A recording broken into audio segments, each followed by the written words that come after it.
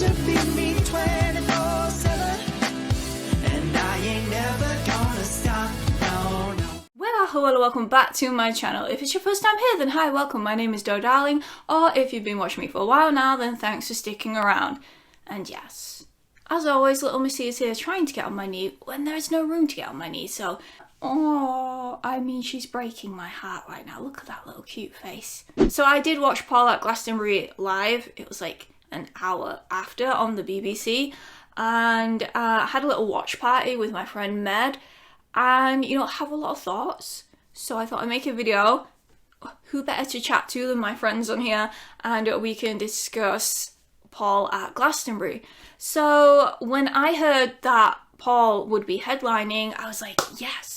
That is awesome. And at 80 years old, the oldest person ever to do that, I just thought, you know, it was very commendable that he's like still going at 80, and it's amazing. And, you know, hats off to him. But I heard a lot of comments that I hear a lot when it comes to, you know, older performers that are still performing, that they can't sing. Their voice is shot. They need to stop. They need to retire. They sound terrible. They are too old. And, you know, there's a lot of ageism, which ain't cool. I think if you are going to watch Paul McCartney believing that his voice is going to be like it was, you know, when he was in the Beatles, when he was in Wings, you know, then you're just setting yourself up for disappointment. I mean, it's pretty obvious that as we age, our voice changes and it does deteriorate. And the guy is 80. And personally, I think he is singing great for 80. And I know that when I listen to Paul McCartney now, he isn't going to sound like he did then. And I don't expect him to. So, but do I think Paul McCartney is so terrible at singing now that he should be banished from the stage? No. Like, no, even if I did think he was terrible, as long as he's enjoying it, the crowd are enjoying it, and people still want to pay and go see him, and everyone's having a good time, then who am I to say that Paul McCartney should stop or quit? Like, there are people that still want to go see him. There are people that are enjoying his music and his concerts, and he's obviously enjoying it. You know, he's been doing it since he was literally a teenager. This is his life. This is his life. This is his breath, his soul, his life. This is all he knows is music, you know? Why would you deny that of him and say, well, now you're 80, you should retire? What? If anything, he deserves more than ever to be on that stage. The amount of amazing music he has given us over the years and is still creating, to just now say that you're too old and you need to stop? Like, no, come on. Now, obviously, you're going to say I'm biased because I'm a Beatles fan and I like Paul. So I'm trying to imagine it from the other perspective. So, for example, you know, I'm not a Rolling Stones fan. That might change in the future. You know, I have learned not to just write off bands anymore. But yeah, that's not a band that I listen to. And so even though I don't like them, would I think that they should stop because they're too old?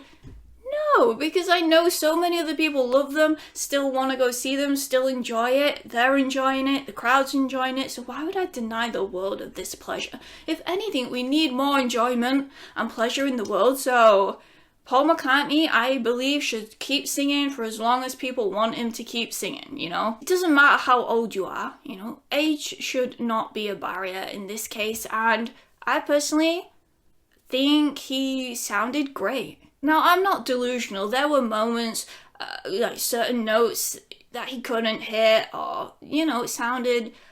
But overall, it was amazing, and I wasn't there to see... you know, a singer hit every note correctly like some kind of singing test. No, I was there to watch Paul McCartney, the living legend that is Paul McCartney. I'm not there to judge if he hit every note correctly, because that's not what it's about. It's not about this kind of perfectionism. It is about the Paul McCartney experience as a whole, which was incredible. But yes, I admit, his voice isn't like it was, but that is obviously to be expected. I mean, the only song I really kind of noticed it on was Maybe I'm Amazed. And to be honest, that's a hard song to sing anyway. Like, maybe I'm a man, maybe you're the only woman who could ever help me. Like, even I can't even do it.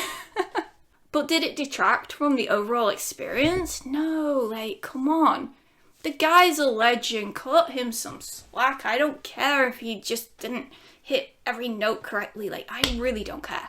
I don't care. So moving on to my reaction and review of the whole gig itself. So as I said, I watched it live with Med, and then on Sunday I was gonna watch it on the iPlayer with my partner, and we waited all Sunday and it was not uploaded. Don't know what was going on there. Does anyone know why it took so long? It didn't get loaded till about, I don't know, like 10 p.m. UK time, and by that time my partner had gone to bed. So I watched it again yesterday with him.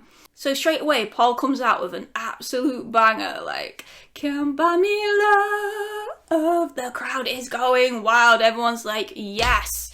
It was a brilliant, like, opening.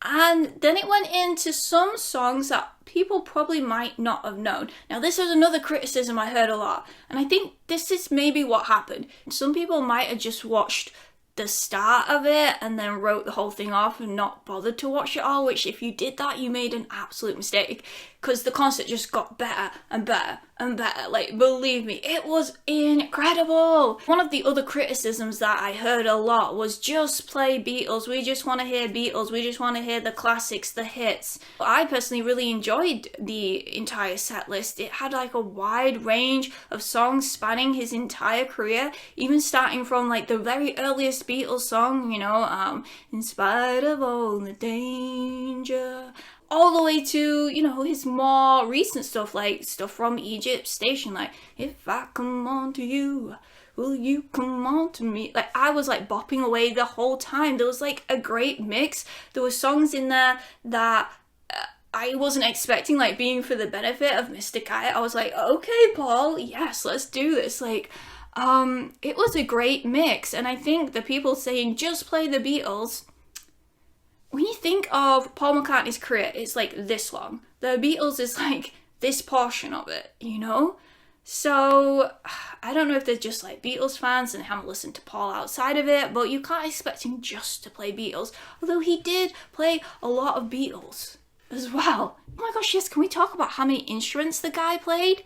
I counted 7, I'm sure. We had the bass, we had electric guitar, acoustic guitar, piano, harpsichord, and ukulele, mandolin. Like, this guy is talented. This guy is 80 years old, putting on like what, a 2.5 hour performance, not one drop in energy, keeping the crowd like entertained and going. Like, you could see the crowd was absolutely loving the whole thing, playing so many instruments, singing so many songs, all songs like he has written. Like, he's just like incredible. Like, this was just incredible. And I just can't believe people was like kind of slating it in any way or saying he's too old. Like, even if you don't like Paul McCartney, you have to give the man some respect and credit for doing like a 2.5 hour performance at 80 years old and absolutely entertaining that crowd and absolutely smashing it. Like, I look at myself thinking, could I even do that at my age? I'm looking at my hands, like how stiff they are, like at my age. Like, and this guy is like playing this instrument, that instrument, singing this, singing that, like entertaining the crowd. Like, amazing.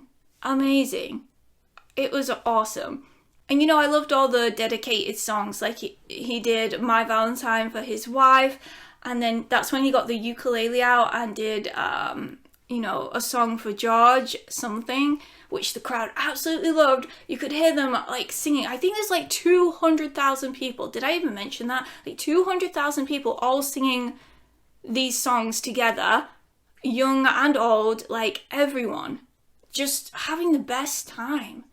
It was just looked like such an awesome atmosphere. Like, I actually wanted to be there. And then when he did the song for John, I'm just like, oh my gosh, because whenever I hear the start, you know, and if I say, I'm like, oh my gosh, no. I really knew you well what would your answer be? And I'm like, don't do this to me, Paul. If you were here today. And I could just like weep. Like, it's just a beautiful song that he wrote for John, and it's just always a beautiful moment. And then he had special guests, like in come David Grohl, and I have to admit, like, I never listened to Foo Fighters. I don't really know anything about them or about him. So that was my first time seeing him or seeing him perform, and just from that little interaction, I could tell that he was like a genuine cool guy.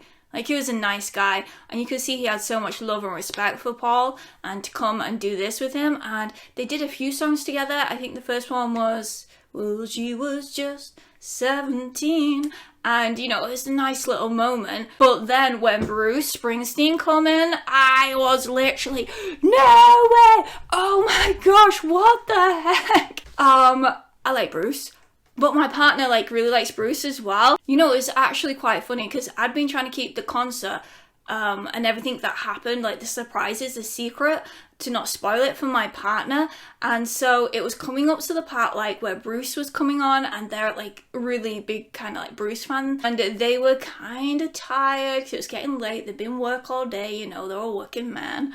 And they were kind of falling asleep, resting their eyes. And I was like, oh, babe, please don't fall asleep because something cool's gonna happen. Trying not to tell them. It was like, oh, you mean the part where Bruce Springsteen comes in? And I'm like, what? You knew this whole time? I was like, yeah, it's been on the news and everything. And I was like, but why didn't you tell me? It's been so hard to keep it a secret from you. And they were laughing so much. And I'm like, wow. Like, I wanted to talk about it, but I was trying to keep it. Anyway, Bruce came out, and then he started singing the best song, which, you know, I was walking in, you were walking out, turned around, had a few drinks, oh, we were talking about glory days, would have passed you by. I mean, isn't that just the perfect song for those two? And there was such a cute, like, moment in that song. They were singing about, you know, we'll probably still keep talking and thinking about the glory days or something like that. And they looked at each other and they laughed because they knew it was true. And it was just like a sweet little moment. I was kind of surprised by the second choice of song. What was it? Oh yeah, I wanna be your man. I wanna be your man. But no, it was great. And Paul keeps hitting out banger after banger, and there's like Live and Let Die with all the pyrotechnic, like smoke and boom, boom, bam, bam, bam.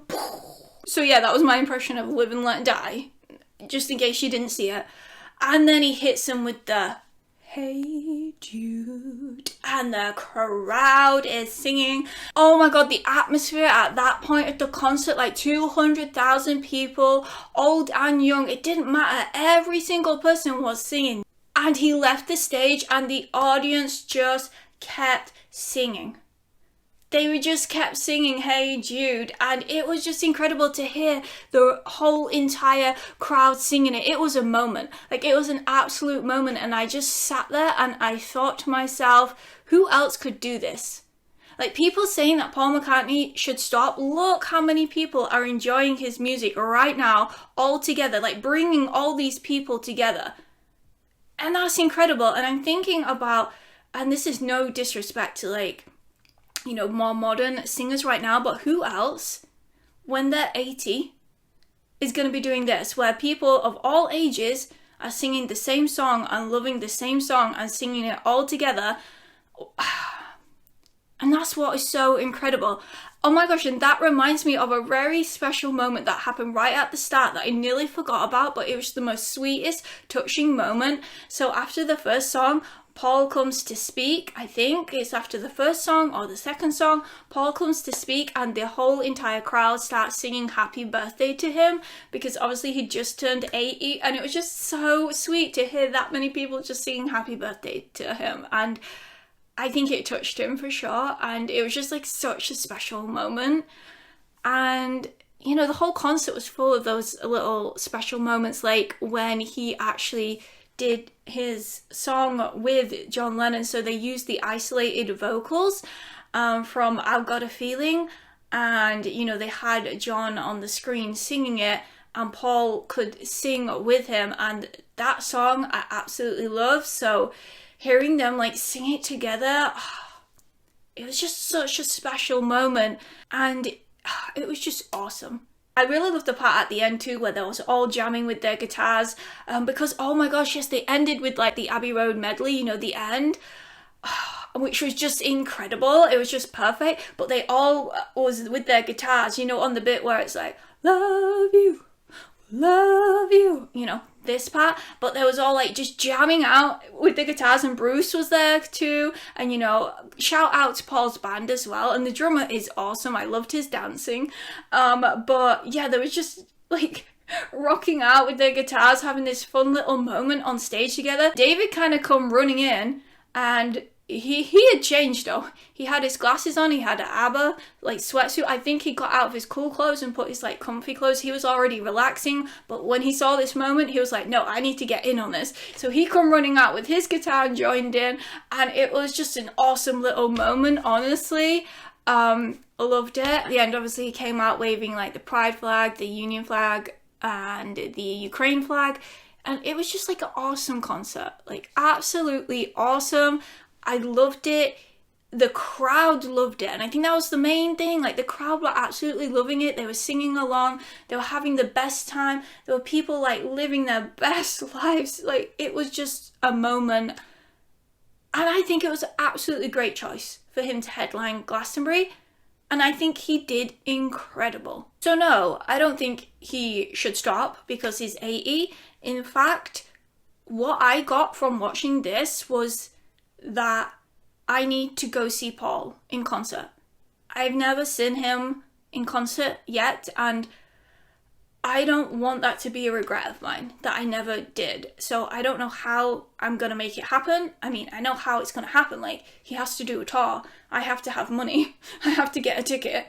There's a lot of barriers in place for it to happen, but like, I am now determined. Like, he's made me want to go see him more than ever, and yeah, I need to go see Paul because that was incredible and I loved every minute of it. So that's my thoughts, opinions, reaction, review on Paul headlining Glastonbury. Let me know your thoughts in the comments. Were you at Glastonbury? Did you go see him? Because I'd be so jealous. Or do you think that Paul should just stop, hang up his boots, he is not good anymore? I'll be interested in hearing your opinions and thoughts. As always, keep it respectful, and if you haven't subscribed, then make sure you subscribe, turn on the bell, that way you'll get a notification when I upload another video, and I will see you in the next one. Bye!